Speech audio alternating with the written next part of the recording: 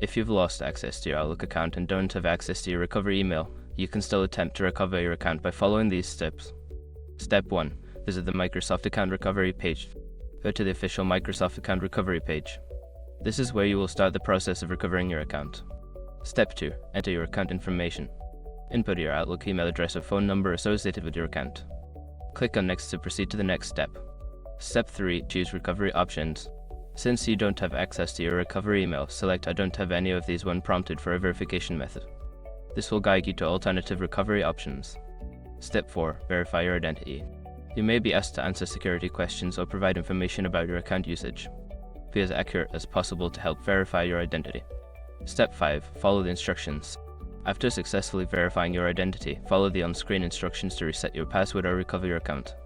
Make sure to set up new recovery options for future access. If you encounter difficulties during the process, consider reaching out to Microsoft support for further assistance.